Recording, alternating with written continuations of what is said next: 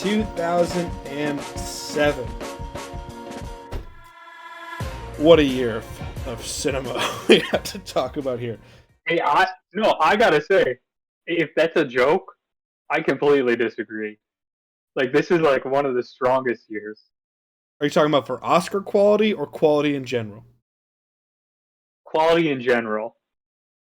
Okay, so let me give you the caveats here. The year is 2007. And the summer movie going experience is Spider-Man 3, Topher Grace. Ooh. Shrek the Third, one of the worst sequels like ever. Sure. Okay, maybe I should put a caveat. Some of my favorite movies. I was gonna say, Dylan, come on now. Pirates 3, which I love Pirates 3, but is not universally loved. Yeah, definitely not. They do some weird stuff. Yeah. Transformers. The first Transformers movie, which is a good movie. Transformers 1 is good. I like that movie. Yeah. It's a good movie. But that is the start of the downfall of cinema. Begins in 2007. It definitely contributes. We're also gifted with Alvin and the Chipmunks, Rush Hour 3, Live Free or Die Hard. Not as bad as everyone remembers. And the greatest cinematic experience of all time for meme culture, the Bee Movie, is released in 2007. I've never seen that movie still. I've watched clips of it, and I wanted to bash my head up against the wall. I was like, oh, it really is as bad as everyone jokingly says. Because at first you see like 2 minutes, and you're like, it's not that bad. And then you keep watching, you're like, oh, wait. Yes, it is that bad. Yeah. I love Jerry Seinfeld, but when he gets into the movies, god damn, is it bad. Like, it's bad. Yeah. Now, also, Harry Potter and the Order of the Phoenix, 300, I Am Legend, Ratatouille, Knocked Up, Juno, Superbad. They're all also in this year. So it's not as if it just sucks. There's some good shit there. Yeah. Also, the cinematic masterpiece that is Nicolas Cage's Ghost Rider is also released in 2007. The only good That's thing why about I that said movie it. Why I said is it. Eva Mendes looks amazing in that movie. That's it.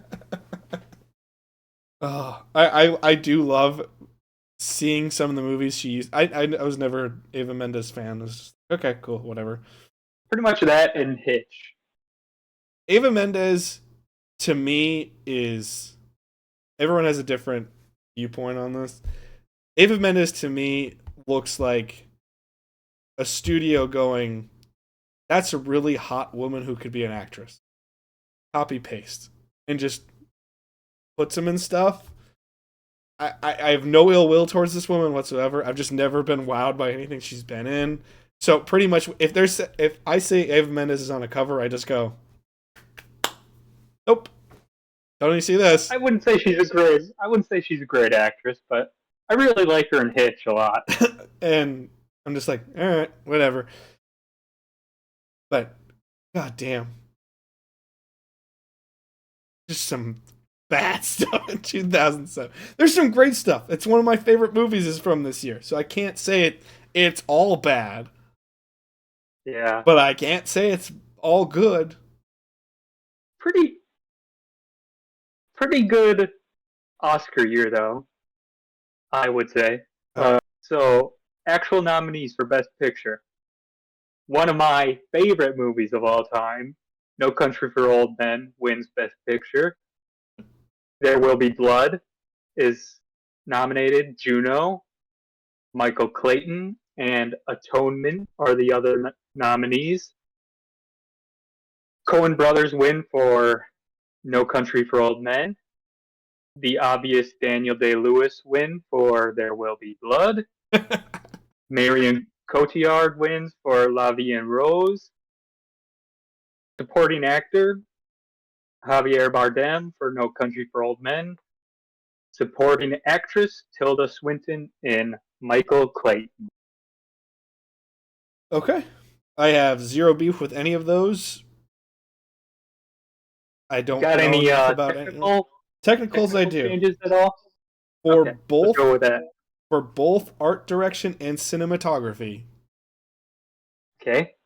I think I just like to put a shout out for 300. So, art direction, the nominees are American Gangster, Atonement, The Golden Compass, which for some reason gets a lot of love from the Oscars this year. Yes, it does. I noticed, Um, which makes no there will sense. be blood, and then Sweeney Todd wins, which I actually do agree with. Yeah. I actually really like Sweeney Todd quite a bit. Um, I don't. 300, you really think deserves an There, art direction? there's just such a unique visual style that without that style, that just becomes homoerotic men stabby stab. I could see like I don't really love that visual style, so I could see like a cinematography standpoint. Yes. But like maybe it's been too long. I haven't seen that movie in The so here is where probably like when did it? So it came out in 2007. yeah. I probably haven't seen it since 2010, maybe. Well, we in our friend group loved 300. I also 300 was Yes, one of those I where I was like remember that. I was like it's fun. When people were saying oh it's the best movie ever, I'm like okay let's calm down there. Yeah, But it, I remember a lot of your friends loving it. well a lot of my friends at the time were fucking idiots, which is why I don't talk to them anymore. But they're morons. But which also reflects on me as well. However, that is where Zack Snyder belongs. That is where Zack Snyder succeeds, is taking weird niche stuff that fits within his interests and make it visually appealing and fun and enjoyable. And the runtime on 300 is the appropriate Zack Snyder runtime. It's 140 minutes, I think. If that thing goes to 2 hours, it would shock me. I'll look it up now. 140. That You would be my mean an guess. hour and 40 minutes? Yeah, that'd be my guess. Yeah, hour and Okay. 40. Like, okay, I'm just gonna look it up right now because whatever. Hour and 57. I'm shocked it's that long. Yeah, that's too long. But it's still much closer and much more appropriate for where Zack Snyder should be. Zack Snyder, as I've already stated on other episodes, is the most masturbatory filmmaker ever. And that's saying something because James Cameron exists. And yet, Zack Snyder is still the most, But I'm so good. no, James Cameron at least makes good movies. Exactly. That's what I'm saying. Yeah, At least James Cameron makes quality movies. he can back up his stuff with talent. Zack Snyder, not as much. Zack Snyder in Yeah, this era is also perfect for Zack Snyder. The remake of Dawn of the Dead is actually really fun and entertaining. 300. I'd agree with that. That's where he succeeds. That's what he's good at. Do that. Yeah, Watchmen's also pretty good. Watchmen's funny. Too long, but pretty good. Yes, he's not the one who should be adapting it, but it looks beautiful. It is pretty fun. Mm-hmm. I don't understand why he was chosen to do it, but nonetheless, but like, yeah, that's the. Also, is Watchmen released in 2007? No, I think that's 2008, isn't it? I don't have it on either. That's crazy. I gotta look that up. Maybe it's 2009. I don't know. I'll look it up, Justin. I've only seen it the one time, I think. 2009. I loved Watchmen, Okay. but I didn't know the comic at that time either. Oh. Yeah, cinematography. That's a tough category this year because the assassination of Jesse James, which is a Roger Deakins movie, he actually gets 2 nominations this year for Jesse James and No Country for Old Men. Atonement, which is a gorgeous movie. The Diving Bell and the Butterfly, which is I have not seen, but it's a Janusz Kaminski movie, who I don't love. I think that's kind of the downfall of Steven Spielberg's look a little bit. Is Because when Janusz Kaminski? Janusz comes in, Yeah, and then There Will Be Blood wins it, which I think that's fair. But I would have liked to see Assassination of Jesse James take it because okay. that movie is like really really interesting. But I mean, it's Roger Deakins. Everything he does is great. Was that the only technical changes you had down? And then I have visual effects, Pirates of the Caribbean 3. Okay, yeah, The visual I had that effects in down that as well. are tremendous. What wins that And category? Is that even nominated? the Golden, yes, it's nominated, but it loses to the Golden Compass. I remember because then the Golden Compass never called to me. It just And I will say, I watched when that new like I don't know if the TV show is called The Golden Compass, the HBO yeah. new show that I know they're trying to do. yeah, when that came out, I watched a visual effects breakdown of were comparing the show to the old movie, and the movie's effects do not hold up at all. Yeah, they suck. Like, They're not good. and I would say like the Pirates effects still hold up pretty well. I mean, ILM magic for you.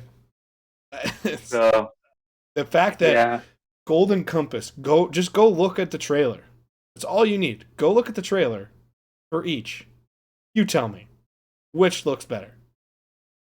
I mean, I can see like maybe it was more revolutionary at the time. Maybe they did some technical thing like What, the polar bear talking that just happened in Narnia the year maybe before? I don't know. Maybe that was some kind of like big deal at the time. I don't know. Like we're not in the industry, so maybe. But to me, yeah, it doesn't hold up nearly as well.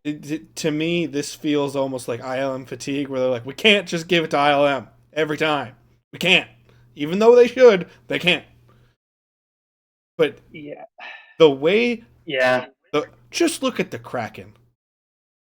Don't even look at the most obvious, Davy Jones, which is fucking brilliant and beautiful and is so goddamn good. Just look at the Kraken and you fucking tell me. Look at the Maelstrom.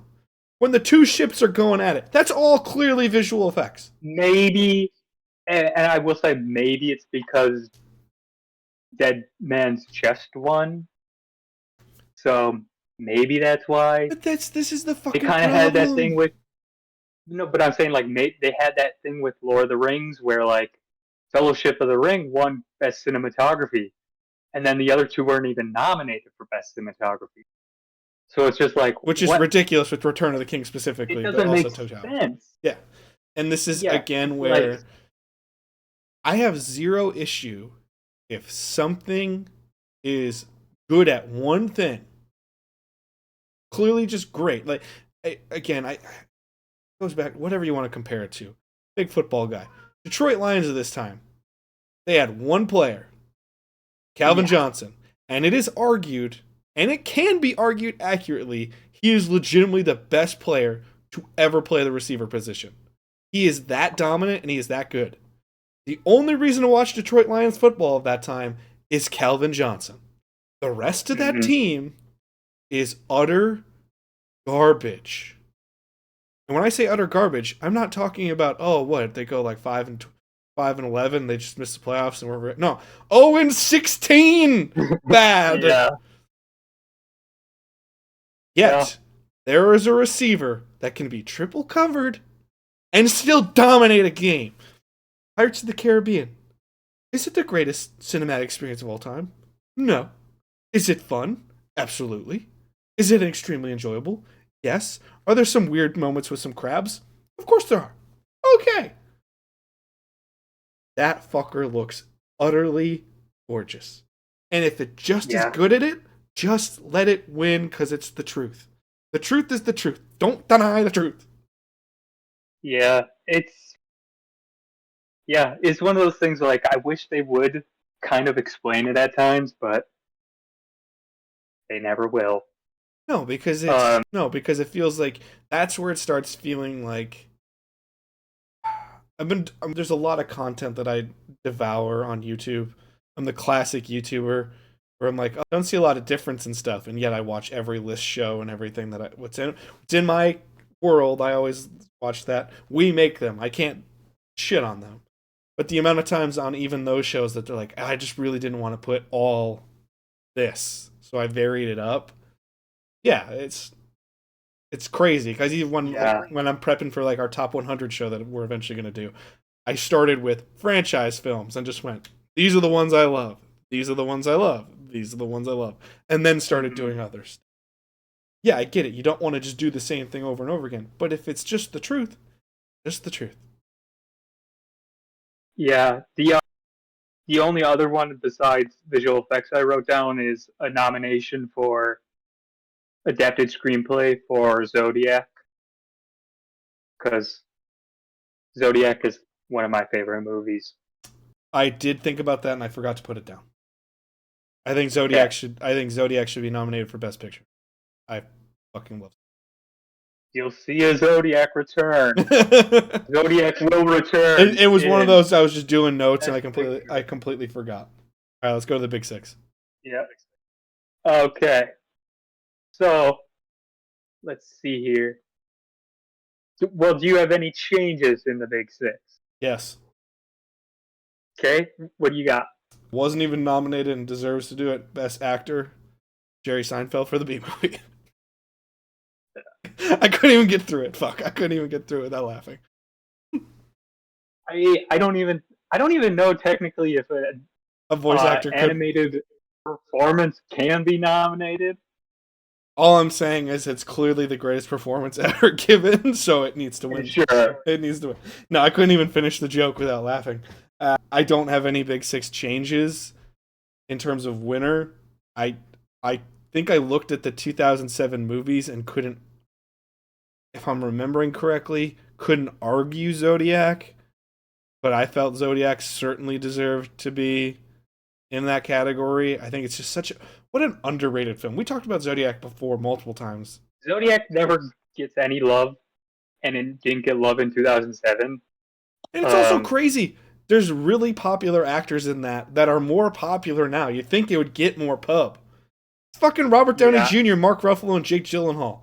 Those are all Marvel poster boys. Yeah, I don't remember when we talked about it. Was it like top 10 horror that we talked about it? But I was saying, like, if it came out today, it would make like so much money. Oh yeah. But I don't know if there was a flop, but it definitely didn't make much money in 2007. What a good movie. What a good movie. I literally watch that movie like 5 times a year. It's great. I love that movie. I love Zodiac. Zodiac's great. I only had one change down.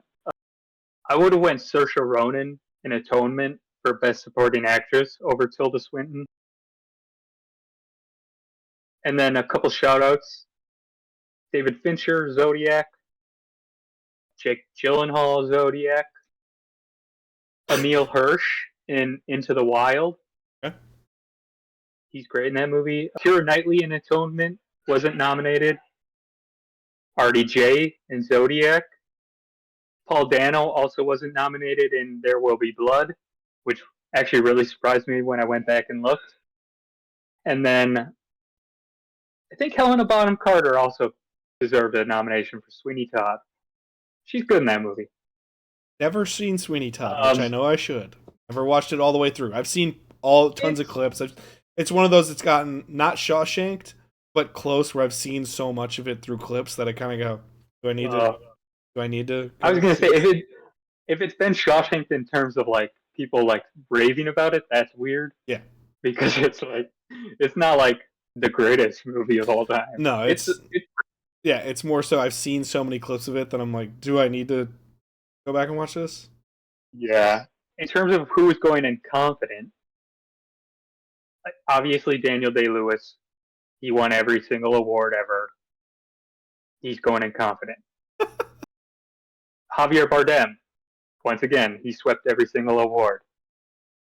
The Best Actress race is actually really interesting. You have Julie Christie, who actually had already won an Oscar. She won in 1965, I think. I want to say. I just actually watched her movie not that long ago called Darling. Not really a deserved performance, but it is what it is. Just you calling out movies from the past, be like, it's not good.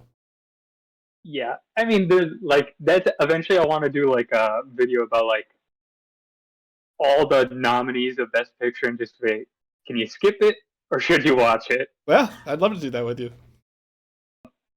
So yeah, Julie Christie and Marion Cotillard are the front runners. Those are the only two that really have a chance. I actually haven't seen Away from Her, which is Julie Christie's movie. She has a Critics' Choice, the SAG Award, and a Golden Globe. And then Marion Cotillard won the BAFTA, but also won a Golden Globe for musical or comedy. So they both won a Golden Globe. So I'd say Julie Christie probably was way more confident, considering she won the SAG. And then supporting actress is wide open, literally wide open, because you have 4 different winners. You have Amy Ryan in Gone Baby Gone, who won a Critics' Choice, Cate Blanchett winning a Golden Globe, Tilda Swinton, who won the BAFTA, and then Ruby Dee in American Gangster, who won us the SAG. So Saoirse Ronan was the only one who didn't win anything. So she knows she ain't winning something. But she's also like 12 years old, which Oscars love like a new up and coming actress. I mean, Saoirse's pretty good in pretty much anything she's ever done. And she's great in Atonement. Like I said, I would have picked her. I think she's that good in that movie. Impressive. Atonement, I think, is actually a really, really underrated movie. But I also have, I think, a huge fondness that many people don't for Joe Wright, because Pride and Prejudice. So. Oh, yeah. You mean the film genre known as the Keira Knightley period piece girl genre? That one? Yeah, pretty much. Yeah. The one that everyone just goes, yeah, Keira Knightley, she's in that period piece again. Big shock there. Then on that Best Actress note, when I watched the video, Julie Christie does look pretty pissed off when it's announced. It's pretty. They already won one. I don't want to say like evident, but like it looks like she's like she felt confident, and then she's not happy when she didn't win. Fair. But I mean, I think that's fair, because you probably do go in confident considering you won the biggest award, which Screen Actors Guild. Yeah, and then when Daniel Day-Lewis is announced, literally no one is surprised. No one in the entire room. Like literally no one. Everyone just goes, like, no big cheers or anything. Everyone knows it's a shoo-in that he's gonna win. That's where you need to have a little fun with it. That's where someone says Jerry Seinfeld for the B movie. Nah, I'm just playing. It's Daniel Day-Lewis. So the whole crowd goes, huh? And then, oh, you're just fucking with us. Okay, that's fine. Yeah. Also, I will say, this year, 2007, all the actors killed it in their speeches. No one went over 2 minutes. That's how you do it. Is Daniel Day-Lewis just the rule? If he is nominated, he wins? That's just the rule? Not always, but there's a good chance, yeah. Because he's just the male Meryl Streep, and I will say, where it just feels like, and I will say, he nominated, he win. But I will say he usually does deserve it when he wins. So like, it's because can't really argue. He as a human being is just a blank canvas for an actor. That's all he is. It's just it's really like in There Will Be Blood, he is amazing, and My Left Foot, which he won in '89, that performance is amazing as well. So it's like I can't really argue when he wins. So, but yeah, he's a strange man. Oh, yeah. He's coming out of retirement, though, I believe. To do, Yeah, to be in his son's movie. dude, Man, just imagine if he actually did a real fun movie. I don't want to see him in a like fun movie. I wanted to see him in like more like I want to see him in their stuff like There Will Be Blood, where it's like big serious epics and stuff. That's the fun stuff to see him in. Imagine the way he could elevate a film. I don't want to see him in a Marvel movie. Oh, not No. Marvel. I don't want Marvel. No, because Marvel always just takes people and you're like, oh, that's fun. They're in that. Like Kate Blanchett. I love Kate Blanchett. She's great as hella, but it's a lesser Kate Blanchett role. I'm talking like go be in the Batman with Robert Pattinson with a director like Matt Reeves, who actually would like to do something fun, but is going to do big shit. That'd be cool. Be fun. That's Go- where you get Paul Dano and just let him be. Yeah, Paul Dano, also known as I will just embody this crazy person to the point where you're like, I'm not sure this person's hinged in Hey, the slightest. I think maybe Paul Dano took something away from Daniel Day Lewis in There Will Be Blood because He may have. he's pretty damn young in There Will Be Blood. Anything else on that on 2007? Oh, one other thing. I don't know if this was possible, but I think it is. My esteem for the Coen brothers went way up because they are such classy guys. So they win for best screenplay, and then Ethan spoke. They win for best director, and then Joel spoke. And then when they win for best picture, they just step aside and they let the other producer speak. I was like, man, that's classy. Like they're not greedy and like trying to grab the mic from everyone, trying to speak all the time. I'm like, that's a class It act. helps that you already see them, but it is certainly weird when a best picture wins and it's not the best director winner, and then the producer's talking. You're like, no one wants to talk to you. I know it's supposed to Also, be a producer award technically, but it's like, shut up. No one cares well, because of you. technically the producer is supposed to speak, and I actually really prefer when only the producers go up, the people who are nominated, because I hate when the whole cast goes up. I hate that. It drives me crazy. I'll speak about that in the next year. Also, this producer who speaks was Scott Rudin, who kind of got canceled a little bit.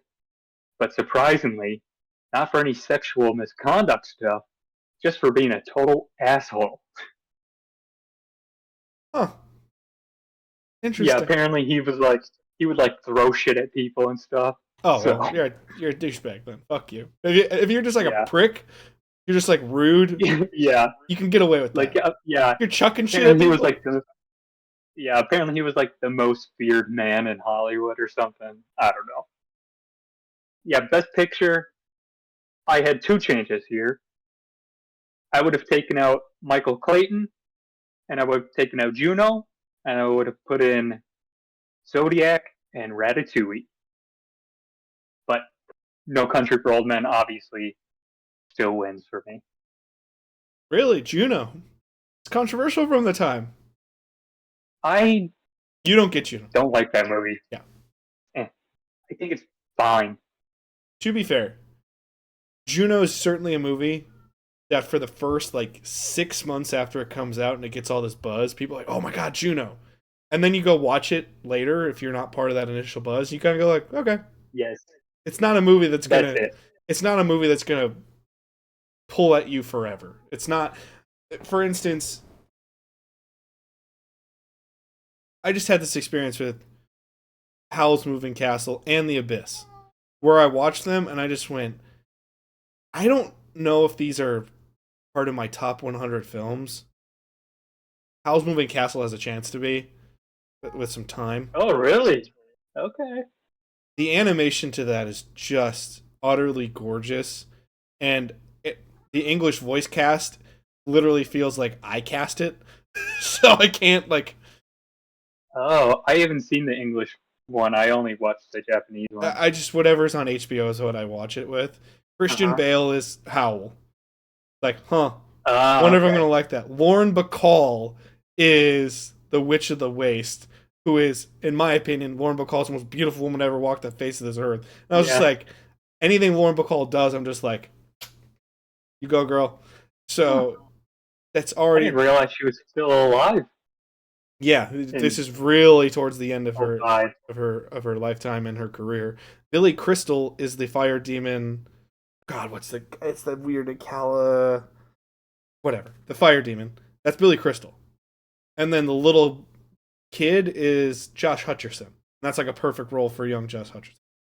It was just like, this voice cast is phenomenal. It's mixed perfectly.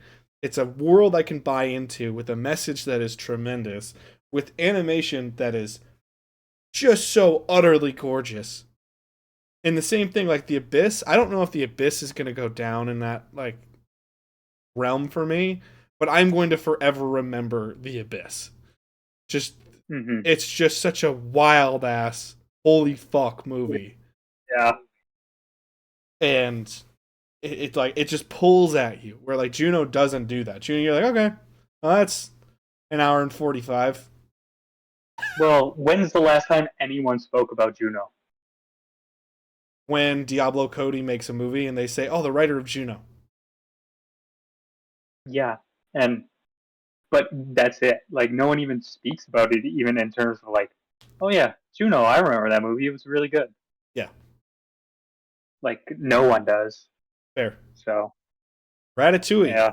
I do like how much of an animation guy you are. Where if it's good, you don't give a shit. It's going in. It's going in. I don't care. And that will return in 2008. Favorite movie from 2007? It's an easy No Country for Old Men. So again, it's in my top 10 of all time. Never seen it. Oh, it's amazing. I love that movie. It is partially it's the One of These Days list, and partially it's so good. Anton Chigurh, it's so good that I just go, okay. Yeah, I mean, the thing is, the clips I've seen of it, Javier Bardem, that's one menacing motherfucker. I'm not disputing that. It's just more so like it mixes between those two worlds of One of These Days, and everyone who talks about it won't shut the fuck up, and I just go, I'll get to it eventually.